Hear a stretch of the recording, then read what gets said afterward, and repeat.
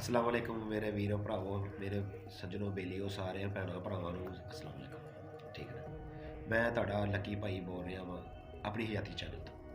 ਠੀਕ ਹੈ ਨਾ ਵੀਰੇ, ਅੱਜ ਦਾ ਜਿਹੜਾ ਵਾਕਿਆ ਹੈਗਾ ਮੇਰਾ ਹੈਗਾ ਵਾ, ਮੇਰੇ ਇੱਕ ਬਹੁਤ ਅਜ਼ੀਜ਼ ਦੋਸਤ ਸਾਜਿਦ ਨੇ ਨਾ ਮੈਨੂੰ ਨਾ ਇੱਕ ਬਿੱਲੀ ਗਿਫਟ ਦਿੱਤੀ। ਬਿੱਲੀ ਉਹ ਤਾਂ ਲਿਆਂਦੀ ਛੋਟੀ ਜਿਹੀ, ਇੰਨੀ ਕੁ ਬੱਚਾ ਹੀ ਹੈ, ਲਿਆਂਦਾ ਛੋਟਾ ਜਿਹਾ ਤੇ ਲਿਆ ਕੇ ਅਸੀਂ ਆਪਣੇ ਘਰ ਰੱਖ ਲਿਆ ਤੇ ਉਹਦਾ ਨਾਮ ਅਸੀਂ ਰੱਖਿਆ ਮੁਆਇਜ਼ਾ।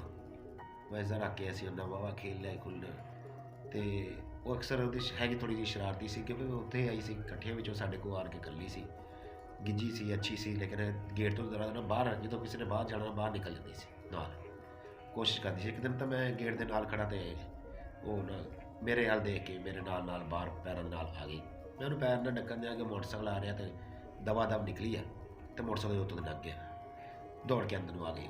ਮੈਂ ਆਣ ਕੇ ਉਹਨੂੰ ਪਕੜਿਆ ਦੇਖਿਆ ਤੇ ਨਾ ਮੈਂ ਨਾ ਘਰਦਿਆਂ ਨੂੰ ਕਿਹਾ, ਮੈਂ ਕਿਹਾ ਇਹ ਨਾ ਮੋਟਰਸਾਈਕਲ ਦੇ ਨੀਚੇ ਆ ਗਈ ਹੈ।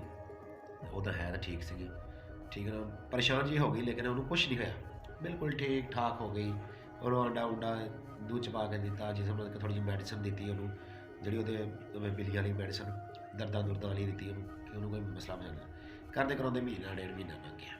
ਬਿੱਲੀ ਥੋੜ੍ਹੀ ਜਿਹੀ ਮਾਸ਼ਾਅੱਲਾ ਤਗੜੀ ਹੋ ਗਈ, ਅੱਛੀ ਹੋ ਗਈ, ਲੇਕਿਨ ਇਸ ਤਰ੍ਹਾਂ ਹੀ ਗੇਟ ਤੋਂ ਬਾਹਰ ਉਹਦੀ ਆਦਤ ਸੀ ਗੇਟ ਦੇ ਕੋਲ ਜਾ ਕੇ ਨਾ ਬੈਠ ਜਾਣਾ ਬਾਹਰ। ਇੱਕ ਦਿਨ ਇੱਦਾਂ ਹੀ ਗੇਟ ਦੇ ਕੋਲ ਬੈਠੀ ਹੈ ਤੇ ਕੋਈ ਨਾ ਉਹਨੂੰ ਉਠਾ ਕੇ ਲੈ ਗਿਆ ਤਾਂ ਬਿੱਲੀ ਅਜੇ ਤੱਕ ਸਾਨੂੰ ਨਹੀਂ ਦੁਬਾਰਾ ਮਿਲ ਸਕੀ ਨਾ। ਲੇਕਿਨ ਗੱਲ ਹੈ, ਮਕਸਦ ਕਰਨ ਦਾ ਇਹ ਕਿ ਅਸੀਂ ਇੰਨੇ ਸ਼ੌਕ ਨਾਲ ਇੰਨੇ ਪਿਆਰ ਨਾਲ ਅਸੀਂ ਉਹ ਚੀਜ਼ ਪਾਲੀ ਰੱਖੀ ਆਪਣੇ ਕੋਲ। ਠੀਕ ਹੈ ਨਾ। ਗੇਟ ਤੋਂ ਬਾਹਰ ਬੈਠੀ ਆ, ਤੇ ਜਿਹੜੇ ਚੁੱਕਣ ਵਾਲੇ ਬੰਦੇ ਆ ਨਾ, ਉਹਨਾਂ ਵਾਸਤੇ ਮੈਂ ਇਹ ਗੱਲ ਕਰ ਰਿਹਾ ਕਿ ਕੀ ਫਾਇਦਾ ਤੁਹਾਨੂੰ ਮਿਲਿਆ ਕਿ ਇੱਕ ਮਿਸਾਲ ਹੈ ਕਿ ਉਹ ਬਿੱਲੀ ਚੁੱਕ ਕੇ ਲੈ ਕੇ ਜਾਂਦਾ, ਕਿ ਇਸ ਤਰ੍ਹਾਂ ਕਈ ਵਾਕਿਆ ਸੁਣਨੇ ਚਾਹੁੰਦੇ ਆ ਕਿ ਬਿੱਲੀ ਚੁੱਕ ਕੇ ਲੈ ਗਿਆ, ਕੋਈ ਮੁਰਗਾ ਕਿਸ ਤਰ੍ਹਾਂ ਚੁੱਕ ਕੇ ਲੈ ਗਿਆ। ਯਾਰ ਜਿਹੜੇ ਬੰਦੇ ਨੇ ਰੱਖਿਆ ਹੁੰਦਾ ਨਾ, ਉਹਨੂੰ ਉਹ ਚੀਜ਼ ਨਾ ਆਪਣੀ ਜਾਨ ਨਾਲੋਂ ਪਿਆਰੀ ਲੱਗ ਜਾਂਦੀ ਆ। ਬੰਦਾ ਪਰੇਸ਼ਾਨ ਨਹੀਂ ਹੁੰਦਾ, ਚੰਗਾ ਭਲਾ ਪਰੇਸ਼ਾਨ ਹੋ ਜਾਂਦਾ ਵਾ ਇੱਦਾਂ ਦੀਆਂ ਚੀਜ਼ਾਂ ਤੋਂ ਨਾ, ਜਦੋਂ ਆਪਣਾ ਇੱਕ ਚੀਜ਼ ਇੱਕ ਫਰਦ ਮੰਨਿਆ ਹੁੰਦਾ ਉਹਨੂੰ ਘਰ ਦਾ। ਲੇਕਿਨ ਕੀ ਫਾਇਦਾ ਲੋਕਾਂ ਨੂੰ ਮਿਲਦਾ ਕਿ ਇੱਕ ਛੋਟੀ ਜਿਹੀ ਚੀਜ਼ ਪਿੱਛੇ ਆਪਣਾ ਜ਼ਮੀਰ ਹੀ ਵੇਚ ਦਿੰਦੇ ਆ।